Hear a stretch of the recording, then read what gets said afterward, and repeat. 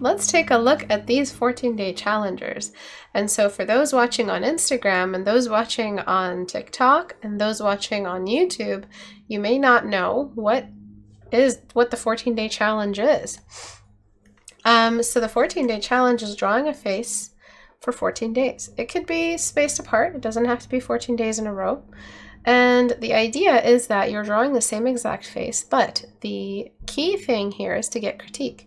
The more critiques you get, the better you get. And it teaches you how to get critique, how to give critique, and it's all done through my subreddit. So please join on the subreddit to start your 14-day challenge if portraiture is something you're interested in for your future portfolio. If character design is important to you, portraits are an amazing thing to study because everything that you learn in a portrait, you exercise in subjects outside of portraiture. So everything that can happen does happen on a portrait. And then you just learn how to draw portraits on the way.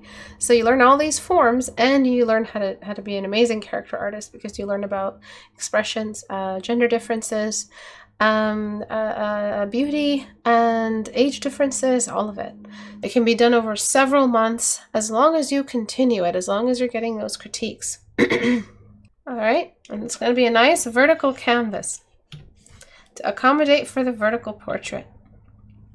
What you have right now is good. Basically, you're getting this measurement, the measurement of the nose and eyes. Again, this is all very, very general. Every person's face is different. But we're getting the size of the forehead space from the space between the eyes and the nose. And then we're getting the distance, again, this is very different, between the nose and the eye, from the nose and the mouth. We're getting that distance. We're grabbing the distance between the nose and the mouth, and that's going to be the rest of the distance for the cranium. So somewhere maybe like up here. So I don't measure anymore because I have done it so many times. I've memorized these. Instinctively, my eyes know what looks right and wrong. But if you measure as much as I did, you will also develop this instinct. And so I'm raising the head as high as I need it to be and then squaring it off at the top. So yeah, you drew a giant forehead last time. I think it was because you were confusing the perspective. I'm not entirely sure. But I'm not muted, right? Oh, thank God. I thought I was muted. What was I saying? Excuse me, sorry, I'm foggy brain today. I'm very tired. I was saying the head, squared off. I can't remember what I was saying. Anyway, this is what the head should look like. So before, after, before, after. All right, so let's take a look at the measurements we put. And those are exactly right. Okay, so I fixed these without seeing my measurements. I fixed them just with my eyes are used to what looks right. But these measurements seem to agree with it. So it's the size of this, and the size, the general size of the mouth to the nose. Let's move on. So I'm going to turn these measurements off. The next thing I would say is the biggest issue is the placement of the eyes. So the eyes are too wide apart for this head. It looks a little bit, they are cute. Whenever you have eyes that are separate from each other, they are cute, but there's a point when they can start looking alien, inhuman, uncanny, kind of like a very beautiful but very predatory alien creature. The kind you'd see, you know, lure a man into a forest, but it turns out it just wanted to eat him. But it was very cute looking. Or that one movie, that one with Adrian Brody. What was that one alien movie with the girl with the super wide eyes? Eventually it starts to look weird. All right, and so I'm just going to Spliced, yes, perfect. That movie. And then I'm going to make sure that the eyebrows connect to the corner of the eye. and the eyes here are blocked in. So now she's still extremely, extremely beautiful. A person with features like this in our world is considered beautiful, but it's no longer like near the what we would consider uncanny beauty. Yes, there is such thing as too much beauty, and it can be uncanny. The next thing is the value sharing. I've talked about value sharing before. You wouldn't use the same number to describe two completely different altitudes when looking at a mountain range. There are two different sized mountains. One is tall, one is 200 feet in the air, and the other is 150 feet in the air. So would you use the same number to describe both those mountains? No. So why do you use the same shade to describe two completely different things on the face, one being a cavity and one being a mountain? The nose is a mountain on the features of the face relative to the other features. So we're going to go ahead and lighten the side of the nose because it has no business being dark, especially if that's the same dark value we're using for the eye socket, which is a cavity. It is the king of cavities. It is a cavity of cavities of the face because it is an actual hole on the skull. And so it changes everything. So I'm completely lightening that up. All right. Apart from all of the structural issues you have, you know how to paint features. Look at the eyes they drew. Beautiful. Look at the nose they drew. Really well done. So your main issue is structure and contrast. Look at the excessive shadow around the nose. Really excessive shadow around the nose. So your main issues, if I were to diagnose you, is structure and contrast. So those are things you should really be looking out for when painting moving forward. And that's the beauty of the 14-day challenge. It reveals deep, deep issues in your skill. It reveals everything. Everything is x-rayed because of the nature of the study, because of the nature of the subject. Nothing can be hidden. Everything is out in the open. There's no color to hide your lack of skill. There's no excuse when saying, oh, it's supposed to look like that. It's a creature. It's an alien creature. It's supposed to be wide-eyed and creepy. Oh, this was actually this was Spliced fan art. Yeah, I had just watched the movie Spliced and it really inspired me. You can't say stuff like that because it's the 14-day challenge. There's no escape. There's no excuse. There's nothing to save you. So all you have to do is just accept that your mistakes are going to be out in the open. But the beauty of that is the more of your mistakes you share with us, the sooner you improve. You no longer sit and fester in the still waters of your skill set, of the safety of not sharing your work. You can improve as soon as you start sharing your work and letting that water flow and everything. Okay, I'm done with the metaphors. I really can't keep up at this point. I can barely remember what I'm talking about. So I'm so tired. So what I'm doing now is I'm starting to reblock some of the structure. The cheekbone had too many new grooves in it. The contrast of the nose was too much. The lip Cupid's bow is just a little bit inhuman, sort of. It doesn't really, I've never seen lips that look like this, ever. They always have more of a mild peaking for the Cupid's bow. And then a bit patchy. So right around the middle point of the mouth, let's say, like right here. And stemming into the cheekbones, we have a line. That line is where the core shadow starts for the face. So one thing I'm going to do is get soft brush on, lighten. And I'm going to completely brush over everything you did here until I've evened out those values. Until there's no more patchiness. Okay? So that patchiness was causing issues with the contrast for the rest of the piece. And then I'm going to go backward to before I did that. Paste the new layer over the old layer. Let me clean up the edge here.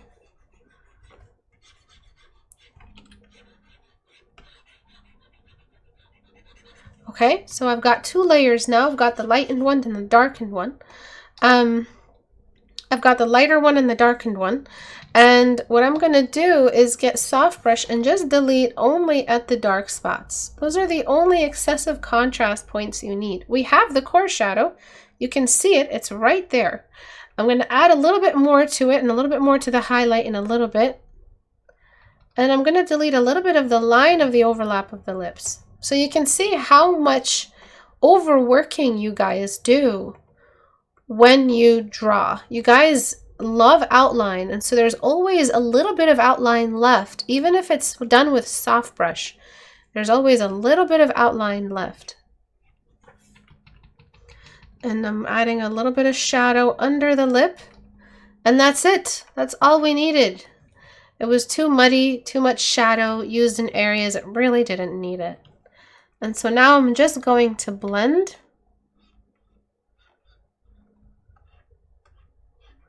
So I'm cleaning up the upper eyelid. I softened the transition between the areas right here, between the cheeks and the, like, look at the navigator. We still have the edge, so we didn't overdo it. Do you see what I'm saying?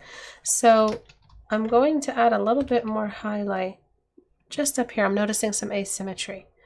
I'm going to lock the layer again, get pure white, and I'm going to make sure the top of the head is not too dark, and I'm going to make sure the bottom of the head is just a little bit, on average, light darker. And I'm going to keep blending wherever I see a patch. Make sure you guys blend away the patches. We're trying to teach you how to paint with high resolution. If you want to paint painterly, good, that's nice. I like painterly. Painterly's always got a good charm to it. But learn how to paint cleanly before learning how to paint painterly, because let me tell you, if you're 10 years into painting in a messy way, it's going to be really hard for you to start cleaning up at that point. I've had a lot of students who have a messy style and it sticks. If you don't know how to paint clean early on, you get issues with that later on. So for the nostrils are not transitioning from the face into the nose. You need to blend your way through. And so we're kind of blending upward. Okay, and then I'm going to blend away at the nose. Hi, Salad. And sorry I'm not checking the chat so much. I just want to get through these. And I'm blending away at the edges here. And I just want to make sure everything feels appropriate to the features. All right, you've got these little dimples here. They're not done quite the way you're supposed to. The brush is too small. So now I can appropriately bring in some contrast for the lip corners, etc., without fearing muddiness. I know that I'm adding them to a spot that makes sense, which is the dimpling of the mouth on the corners. So you can see how now that's more of a controlled contrast we're adding, and we're deleting it wherever it touches the upper lip, and that's how we get those 2 dimples, as you can see.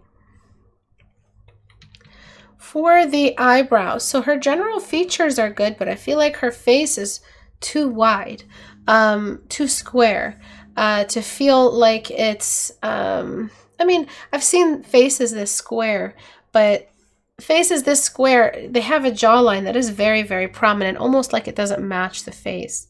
And so I'll keep it squared, but I will narrow the lower half of the square a little bit more. So she still has those very beautiful, almost African, Hispanic, Puerto Rican type of features, or very, very squared beauty, which I've noticed is a very Puerto Rican type of beauty. I can't really say it's any other type. it kind of looks a little Mexican as well. If you've ever seen those kind of very native Mexican faces, they kind of like this mix between circular and square, very wide features, almost like elongated horizontally, eyes always far apart, nose and mouth perfectly set, full lips, very, very ethnic features, I guess I would say, is a good kind of general term for it. Ethnic, I don't even, that word just sounds wrong. But I don't want to ruin them, but I also don't want to make it look like a caricature. So before, do you see how wide the jawline was? It kind of looked like swelling after you get your wisdom teeth removed. Do you see what I'm saying? So before, after. So I don't want it to look like that. Where you put the waterline is great. The spherical shape of the eyeballs is great. Even the placement of the eyebrows is great. However, there's something that shows me that you're kind of still not a beginner, but you're still early, and that's the eye socket. There's no structure in the eye socket. The eye socket is where I go to diagnose a student. So, new layer on darken, and I'm just going to gradually drop toward the eye socket, while using soft brush on low opacity until I create that line. Your line was already dark, so I may make mine even darker than I want. But that structure in the eye socket is extremely important, that eye crease. Right, and it kind of softens up along the inside of the eye.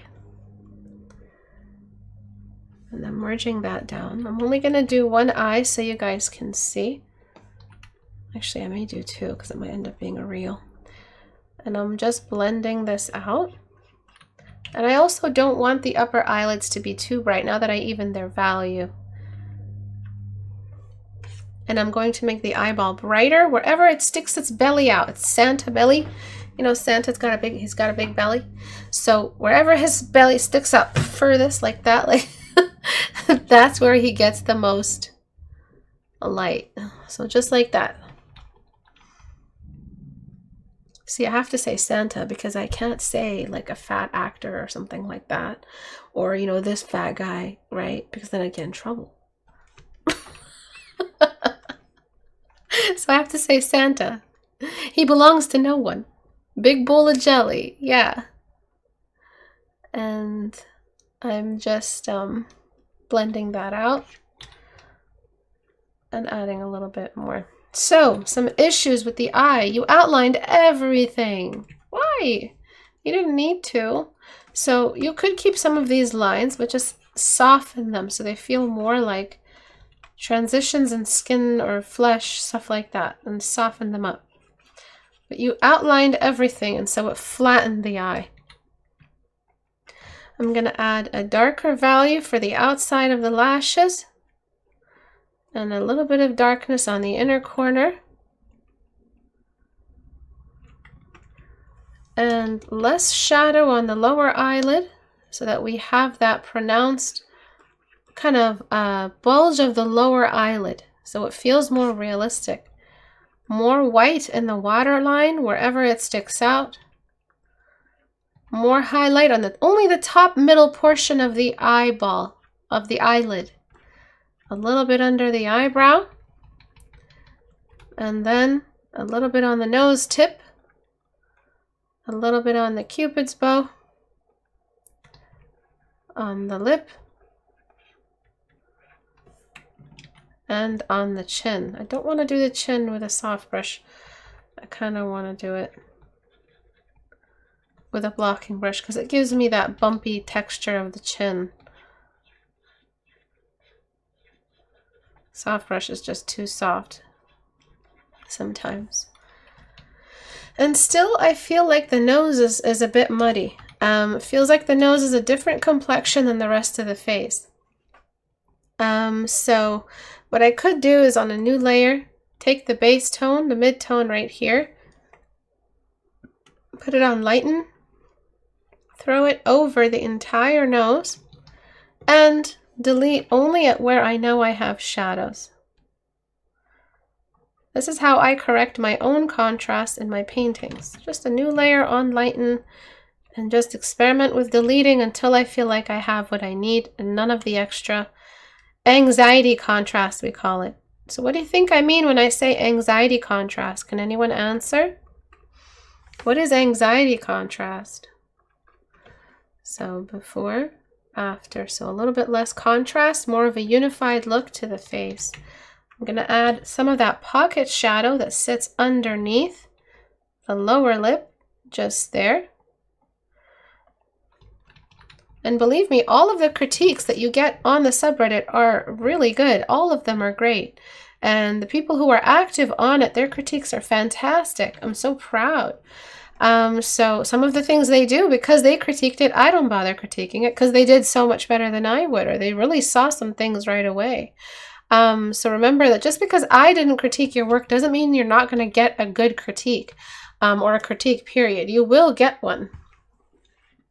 Hi Cora, you add too many shadows to make sure you have enough. Exactly, because you're second guessing yourself. So anxiety contrast is when you're just trying to get some kind of read. You're trying to make it look finished. You're trying to make it look interesting. You're not sure if your edges obviously are weak, and so because your edges are weak, you think you need more contrast. Well, edges provide a ton of contrast on their own, but if you haven't past the edges level yet and you haven't learned about edges, your contrast is always going to be the next thing and the next best thing in your mind to rely on to make a read happen or to make resolution more clear. I just need to drink some water. I'm sorry, I'm so tired. Okay, I think you guys heard that in like perfect clarity, or I'm so sorry, I should have muted. You probably heard the water going down my esophagus. Anxiety contrast. Having anxiety because you need to paint contrast. I mean, it's not wrong. You get a pass because it's not wrong. I'm feeling good, Eamon. Thank you. So let's do the other side of the eye really quickly. It's the same concept. So again, just black on low opacity, full black, and I'm just slowly bringing down the value of the socket line. Now take a look, Look, this is what I did. It was messy at first, but this is why it's on a new layer. And then I delete under the line of the eye socket. So what I have left is a crease.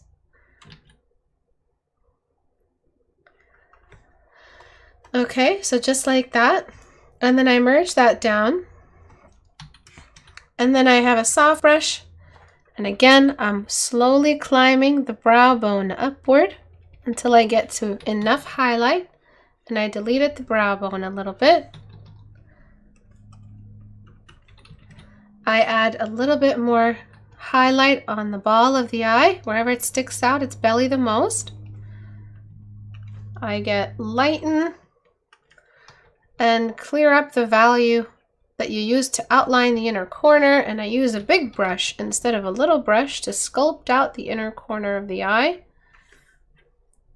And then I use a soft brush on like a mid-tone to slowly radially climb out that lower eyelid, to climb it out of that shadow and give it a proper crease. And then with a larger soft brush, I'm exaggerating the shadow of the lash line, so it feels less like a line and more like lashes.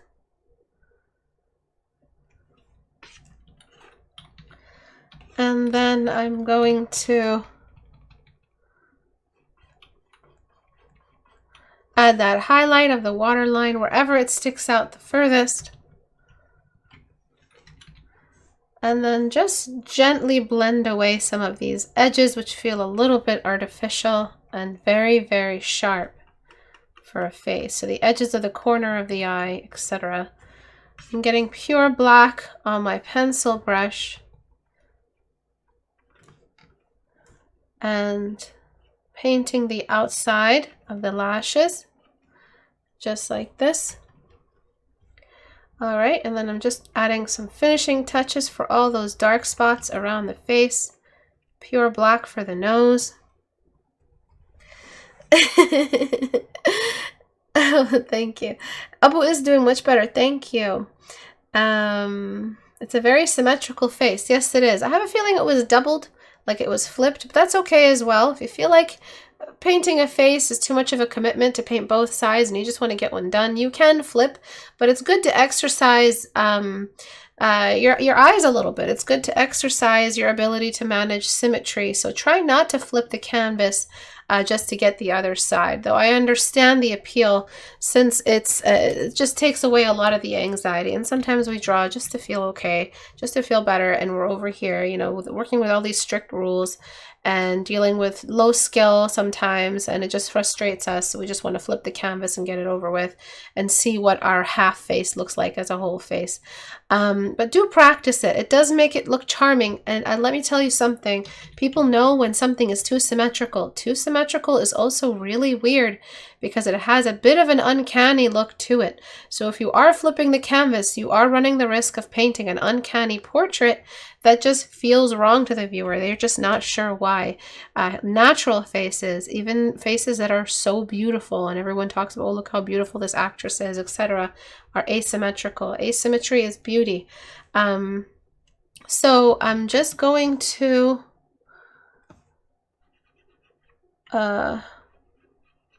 clean up a little bit around the rest of the nose, making sure that the nose doesn't feel too, what the hell? Oh, okay. So the nose doesn't feel too dark. I'm just taking one more pass at that. That was my pet alien that you guys just heard. He popped his head out of his cage. All right. Okay, so let's take a look at the lower, just zooming out one more time. Let's take a look at the before and after, and clean up this edge over here. Yes, it's my new pet. It's an alien. I found him in my backyard. Spaceship crashed, and I was like, "Would you like to be my pet?" And he was like, blah, blah, blah. I was like, "Okay, let's go, bro."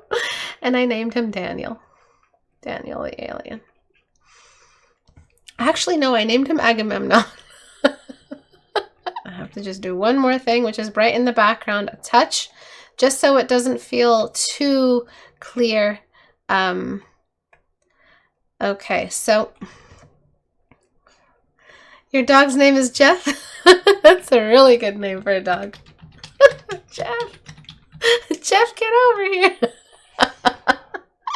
Okay, so we are having some technical difficulties, boys and girls.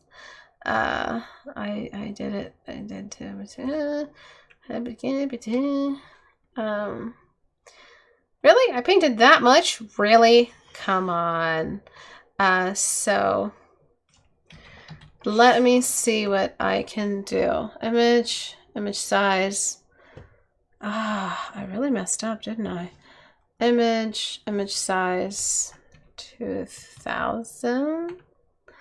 What did I do? Let me see. Can I do this? Can I figure it out?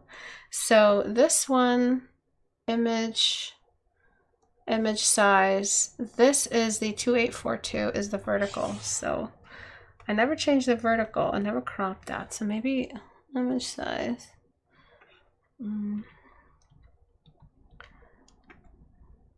Okay, and then paste. Okay, I think I got it. All right, and then I did shrink it. So, oh yeah, it is cropped, but I didn't know how I cropped it. I didn't know if I cropped and then cut. I wouldn't have known until I have the old layer as well. So the new layer, my bad.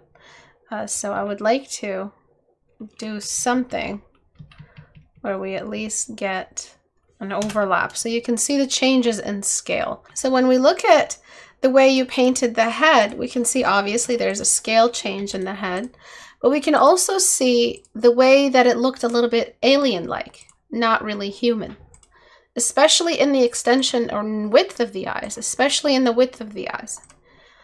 You can see how you had all of this patchiness and contrast. Look at that contrast anxiety. So much contrast anxiety. And contrast anxiety makes you panic. It makes you make bad decisions because you're so worried. God forbid you actually just trust the midtone you picked. How many of you, raise your hand and be honest, you prepare skin swatches, but you don't use them? Or you forget to use them because you're like, no, I know better than the me that made the swatches. I'm gonna do whatever I want because the me 5 minutes ago who made these swatches has no idea what they're talking about. How many of you guys have this issue? It's because you think differently when you are painting. In the process of painting, while painting, something takes over, some kind of performance anxiety, and nothing can help you and nothing gets through to you, and not even your own swatches that you did 10 minutes ago. So you have to slow down and use those swatches you prepared. You prepared them for a reason. Skin swatches are when you are like preparing blocks of color here to use later in the future. And some artists prepare a whole bunch of them. Oh yeah, I'm going to use this one. I'm going to use this skin tone. And I'm going to use this. And you don't use them. You just kind of freestyle. Even though you have swatches right here. Because something takes over while painting that completely... Oh wow, those colors look amazing together. Because something takes over and it just changes the way you look at your drawing while you're doing it. And no amount of reference. How many of you pick references and you don't use them? Raise your hand. A lot of you. All of us. And it's just really, it's very indicative of the level of anxiety I think all artists have. There's just something about it that we just panic. It's like traveling through a jungle in the dark. You can't help but panic. And that's how it feels when drawing. So even though you have all these survival tips in your mind, you just don't reach into them. You just would rather panic. And so panic drawing, a lot of you do it. Anxiety contrast is a symptom of panic drawing. Panic drawing is not something that may happen. It's something that does happen to every single artist, especially if while they're drawing, they're seeing that it doesn't look perfect yet. God forbid it looks like it's in a process. So if it's not perfect right away, there's panic. Because an art is a reflection of our worth, and so it's all an extension of self-worth issues, and we all have that. There's not a single person who doesn't have that. It's just part of being human, being mortals, and trying something as difficult and complex as art. Well, a lot of ego gets mixed in, and panic gets mixed in, and performance anxiety gets mixed in. This is where mistakes like that come from, when you just use contrast like crazy. And all the rules, kind of, maybe these mistakes were just honest mistakes. Maybe they didn't know any better. But a lot of the stuff that I looked at today with my students all had the same issues. Just contrast for the sake of it. Just because it looks better. Of course contrast looks better. A lot of the people who see my before and afters on Instagram would say that the one with more contrast looks better. That's because they like this. This looks good. This looks better than this. Which one looks better? Which one is more appealing? Obviously this one. As a style, as just from a graphic design standpoint, this one looks amazing. Look at that. That looks great.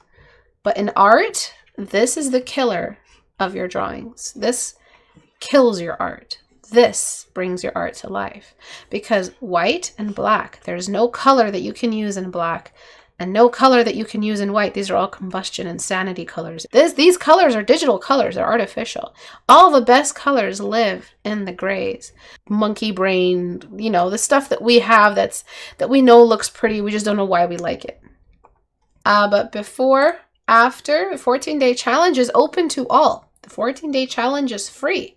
The 14-day challenge helps you get over the biggest hurdles that you have right now in your art.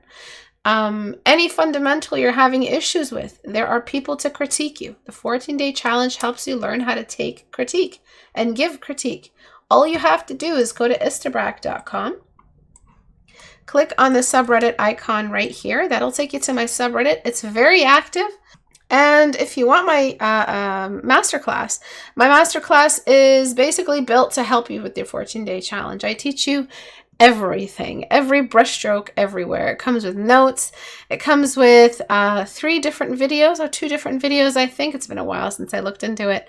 Lots of hours of just straight up how to paint a portrait. And you have templates. You also can learn how to paint a female. I will upload how to paint the male one very, very soon. And it's exactly the same format, notes, diagrams, and the actual painting process on my Gumroad. Expect a lot more tutorials on my Gumroad. I'm going to try to shift more towards that and shift away from my current format sometime in the future. But thank you guys for watching today. I really appreciate it. I'll see you guys next class Thursday at 5 p.m. Eastern Time. Bye.